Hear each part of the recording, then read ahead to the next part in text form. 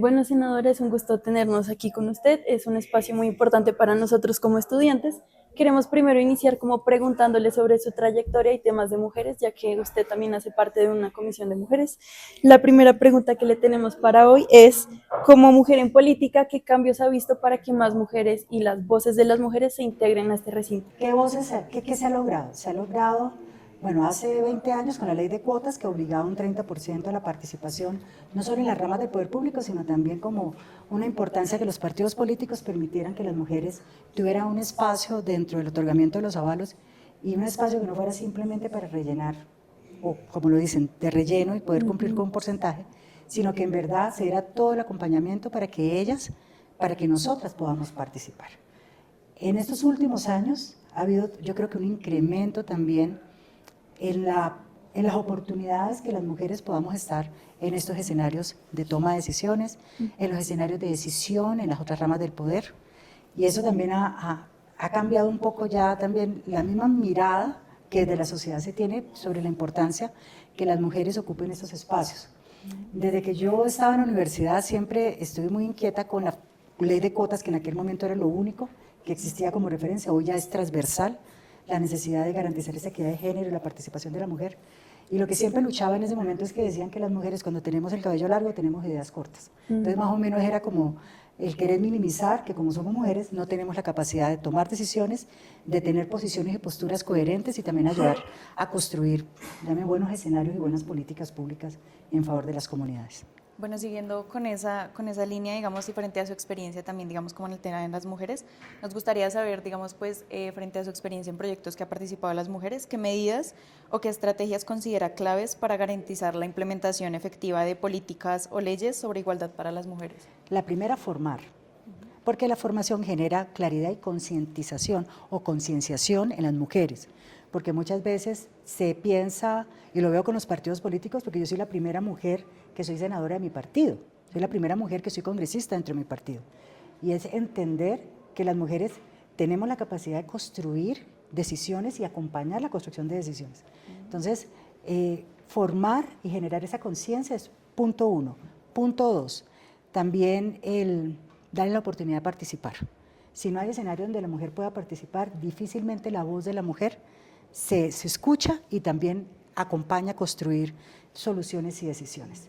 Y tercero, que se den garantías que no haya una violencia, porque las violencias, y en este caso violencias políticas o persecución, sean primero en los círculos donde se está, y ya después vienen otros factores externos. Entonces, que haya por parte de los escenarios las garantías para que las mujeres puedan hablar, para que puedan participar, para que puedan opinar y también para que puedan ser parte de los procesos y parte también de las tomas de decisión.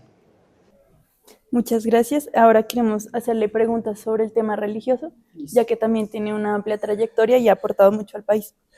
La pregunta entonces es, ¿cómo involucrar el diálogo interreligioso en los diferentes espacios de toma de decisión? Bueno, eso es un reto. Y aquí es un punto clave conocer un poco la historia.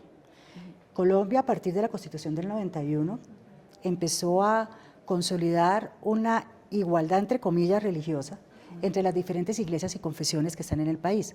Por eso el artículo 19 de la Constitución Política ya prevé que tiene que haber una igualdad entre iglesias y confesiones, porque estábamos solo reconociendo una iglesia, que es la iglesia tradicional, a lo largo de la historia política, la historia administrativa e incluso la historia social y cultural del país.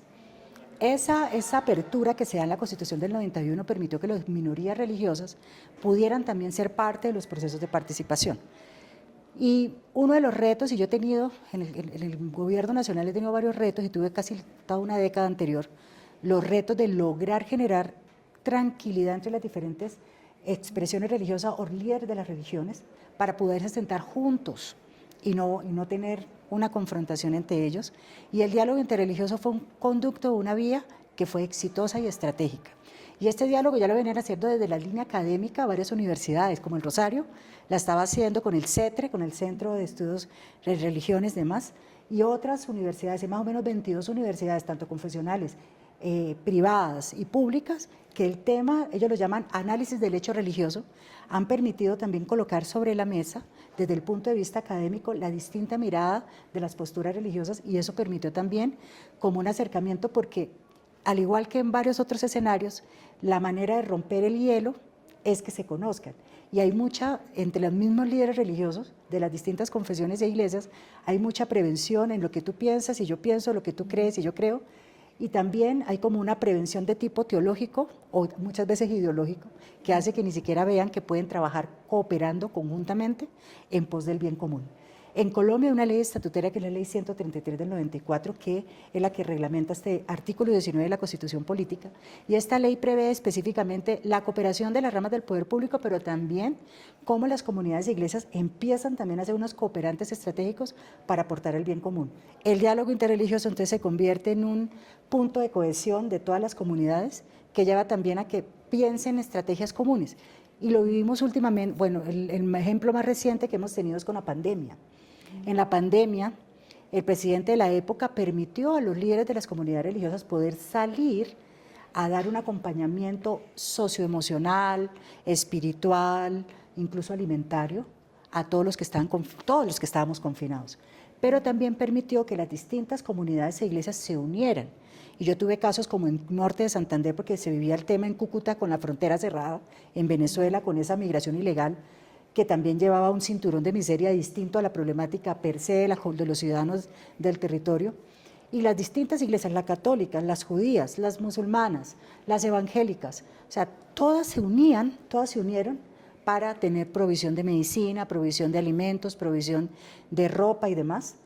Y esto, pues nunca, las comunidades religiosas no son proselitistas en eso, ellas son muy reservadas en lo que están haciendo, pero el aporte que se dio por ellas fue un aporte gigante. Y lo viví ahorita con el cierre de la frontera, con el desplazamiento del Catatumbo, que llegaron, yo estuve acompañando Cúcuta, sobre todo Cúcuta, llegaron un promedio de 27.000 desplazados de la región del Catatumbo, y el gobierno nacional, en unas situaciones políticas con el alcalde, no mandaban apoyo, pero las comunidades religiosas de todas las líneas religiosas, todas las confesiones, enviaron 25 toneladas de alimento por su cuenta, e incluso unidades móviles médicas que la iglesia adventista llevaba, médicos, odontólogos, para un acompañamiento a los chiquitos, al apoyo pediátrico, pero también a las mujeres en estado de embarazo, les daban ese acompañamiento ginecológico y a la medicina general. Entonces todo eso ha generado el diálogo interreligioso y la cooperación interreligiosa. No solo ha sido el diálogo, sino una cooperación estratégica entre todos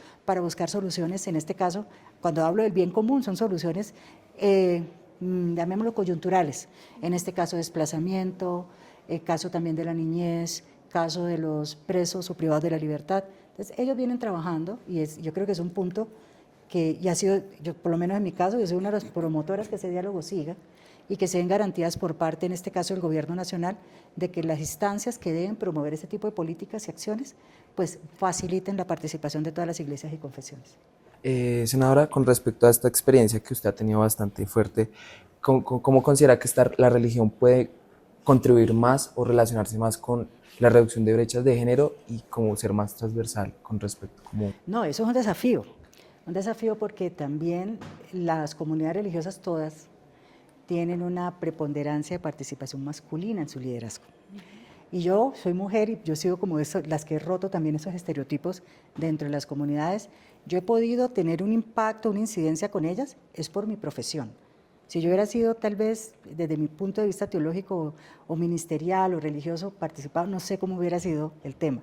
Sé que un punto para mí clave fue tener mi experiencia, conocer al dedillo todo el tema de libertad religiosa, y eso me ha permitido también ayudar a asesorar. Entonces, por ejemplo, en los espacios donde se nombran juntas directivas de diferentes iglesias, les he dicho, es importante que haya una voz de mujer, porque la perspectiva de mujer es totalmente diferente a la perspectiva masculina. Promoviendo también que las mujeres que hacen parte de estas comunidades también tengan voz activa y participativa en los distintos escenarios. Y yo lo he vivido cuando se celebra el 8 de marzo como Día Internacional de la Mujer, que los diferentes escenarios permiten conversatorios, llamémoslo, de diferentes perspectivas y miradas. Entonces, siempre, como yo fui la primera directora de asuntos religiosos, siempre me llevaban como el referente de las religiones a los espacios. Claro, la perspectiva de mi pensamiento muchas veces es distinto al de muchas de las mujeres, entonces se sentía el choque de como ella está en el siglo pasado, ella está, o sea, empezaban unos temas que yo les decía, uno tiene que estar muy, muy dispuesto a dialogar y lo viví con el proceso de paz anterior, en donde como estaba la equidad de género como una línea transversal, logramos sentar a mujeres feministas, mujeres incluso con diversidad sexual y mujeres religiosas, y eso permitió también, lo llamaban ellos diálogos improbables, pero reconocernos en un punto común, y era la garantía de los derechos de las mujeres. En las comunidades es un proceso que requiere también mucho desarrollo, es un proceso que implica desarrollo, pero también implica la necesidad de que participen en los diferentes espacios. Hoy que soy presidenta de la Comisión Legal del Congreso, aparte de tener mujeres afroétnicas diversas, también he llevado a las mesas a mujeres religiosas y mujeres preparadas, mujeres con profesiones que vienen trabajando en transformar socialmente, acompañar emocional y psicológicamente procesos, y eso permitió también como que se pierda porque hay una estigmatización sin sentido entre ellas mismas también, que se pierdan como esas prevenciones y también se logre generar un diálogo que al final lo que está haciendo es permitir que las distintas mujeres, independientemente de su condición étnica, racial, social o religiosa, puedan también contribuir a tomas de decisiones en favor de las mismas mujeres. Bueno, ya pasando más que nada como a temas de coyuntura actual, le queríamos preguntar si considera que las reformas han sido diseñadas con un enfoque, digamos, en los sectores involucrados o afectados, digamos como pues si ha tenido enfoque de género o esas cosas, y o cree que que algunos sectores esos enfoques han quedado como en segundo plano. Bueno, en primer lugar quiero decir que las reformas sociales son necesarias. Y en ese sentido yo le reconozco al presidente Gustavo Petro que logró colocar en la agenda de decisión pública que se pensara en la necesidad de unas reformas sociales y estructurales. ¿Cuál fue el problema? Que desafortunadamente no sé si es que los ministros que ha tenido no han interpretado de manera correcta qué es lo que quiere con las reformas, que ha sido como el choque, como miembro de la Comisión Séptima, cuando me he sentado con los ministros, que yo fui parte del Ejecutivo Nacional, yo hablaba con presidentes, construía con presidentes y con ministros políticas públicas de envergadura. Yo les decía a los ministros, yo lo que no veo es por qué hay como una desconexión entre lo que se quiere y la capacidad y la constitucionalidad de lo que se debe construir. Entonces, desafortunadamente creo que esa oportunidad de las reformas, que ya fue un tema de punto de agenda del presidente, no se interpretó por parte de los ejecutores, que en este caso son los ministros y las ministras que han estado, porque no ha habido diálogo. Yo siempre he promovido el diálogo porque yo construía diálogo y participé de los diálogos en la construcción de políticas nacionales durante los 2 presidentes anteriores. Y yo les he dicho, no es una cuestión ni porque soy independiente o no, es lógica para que unas políticas públicas de esa envergadura cumplan la razón de ser. Pero se lo digo, nunca, de mi parte, nunca tuvimos esa concertación, ese consenso, no. Y sobre todo la última de las reformas, que fue la laboral, que tuvimos en la Comisión Séptima, nunca fue el ministro de Hacienda en 2 años. Y le decíamos, si nosotros estamos generando unas reformas que están de verdad ayudando a construir y cambiar una dinámica que trae Colombia, lo mínimo es uno conocer lo mínimo, que medianamente es sostenible en el tiempo la reforma. Pero no hemos tenido, nunca se tuvo esa seguridad, y eso llevó también a que fuéramos muy responsables. Yo siempre, cuando ustedes me ven, realicé mesas técnicas con ministros, con sociedad civil, con los sectores involucrados, tratando de entender la preocupación de cómo ellos se veían dentro de las reformas y cómo se escuchaban sus peticiones dentro de las reformas. Y muchas veces también dejando la claridad que las leyes no son para que le favorezcan a A, B o C, o para que le guste A o B o C. Aquí son leyes que son políticas coyunturales para el desarrollo del país. Entonces, en ese sentido, lo que te puedo decir, creo que ojalá se logren los consensos, siempre los pedimos, todavía estamos a tiempo que se logren consensos, y si son normas y son reformas concertadas, funcionan.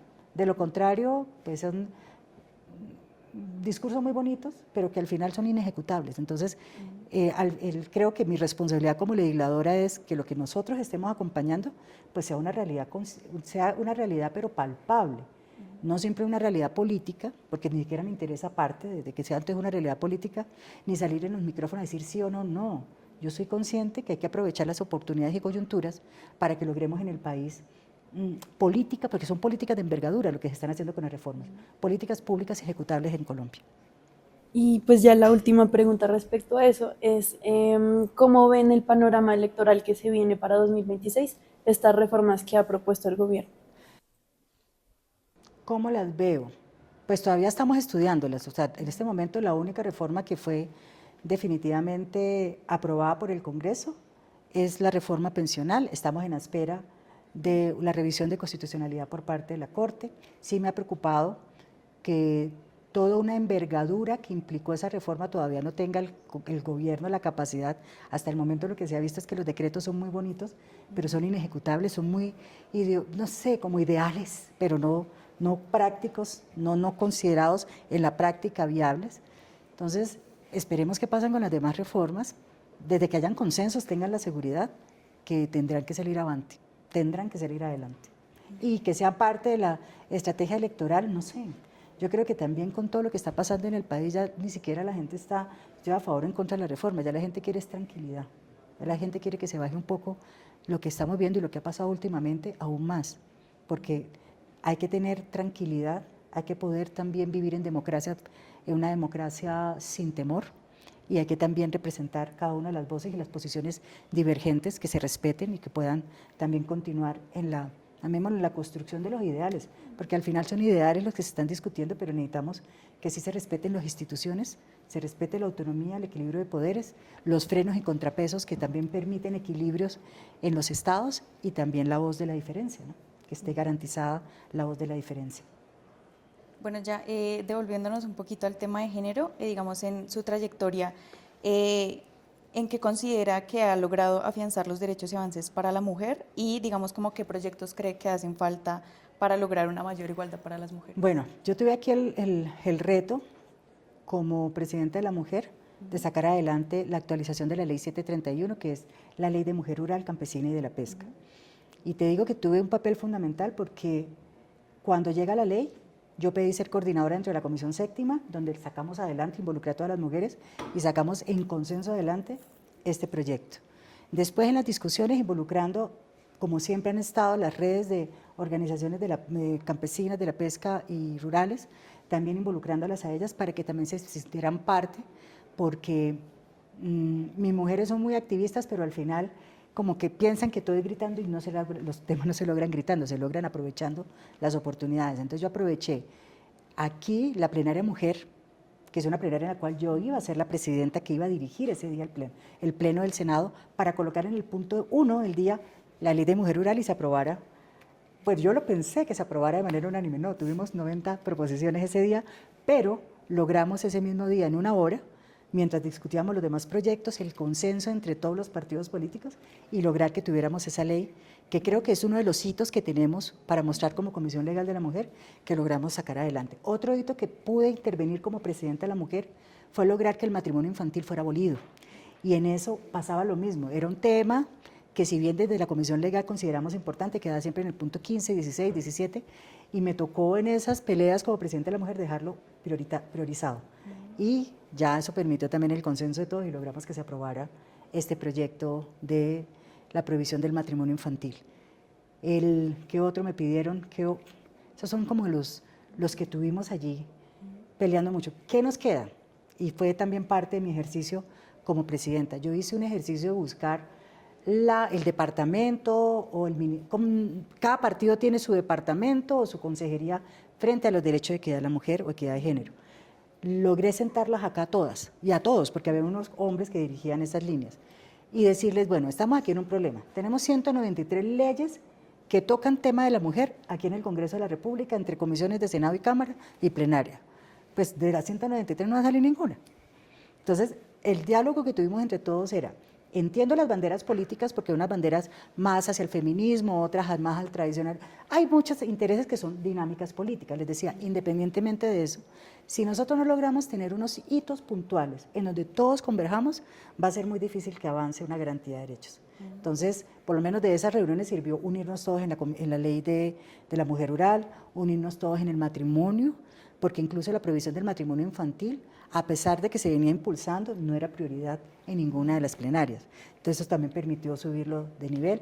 También nos llevó a reflexionar que si era necesario generar unas leyes marco que permitiera la garantía de los derechos, pero en eso tendremos que seguir, tendrá que el Congreso a través de la Comisión Legal seguir construyendo, porque no es fácil. Ese tema no, hay unos partidos que el tema de mujer tiene un enfoque distinto a los otros, entonces hay diferentes perspectivas que también llevan mucho diálogo y en 6 meses no se logra ni en 3 meses se logra. Es un tema también que implica la participación de la mujer y sobre todo en este momento en mi plenaria de Senado, en la configuración del Senado de la República, somos 33 mujeres de todos los partidos políticos, todos. Con las minorías, de todas las minorías estamos las mujeres. Hay unos partidos que reflejan la minoría muy directamente, como el partido mío, que es un partido que tiene un enfoque directamente religioso. Hay unos partidos directamente indígenas, hay unos partidos directamente afros, pero no hay unos partidos, por ejemplo, de diversidad sexual que digan, es que somos el partido de diversidad, no. Creo que solo están esas 3 minorías y las minorías de las FARC, pero no hay otras minorías que el partido directamente diga, nuestro enfoque, misión y visión están en esa línea. Entonces, en este momento somos 33 mujeres, y las 33 mujeres de diferentes partidos también es un punto determinante porque somos casi el 30% de la plenaria del Senado, y lo mismo sucede en Cámara. Entonces, qué importante esa suma, esa cifra se pueda ir aumentando y que tengamos más mujeres en el acompañamiento de esas tomas de decisión. Y nos toca ser muy solidarias, porque muchos temas, a veces hay temas espinosos en donde no se logran los votos porque las otras mujeres no están de acuerdo con las siguientes mujeres. Entonces hay unas visiones también que son parte ideológica y política que hace que se pierdan oportunidades. Bueno, creo que ya con esto llegamos al final. Le agradecemos muchísimo y esperamos que se puedan seguir impulsando estos temas de mujeres en el Congreso. Muchas gracias. Muchas gracias, senadora. Bueno,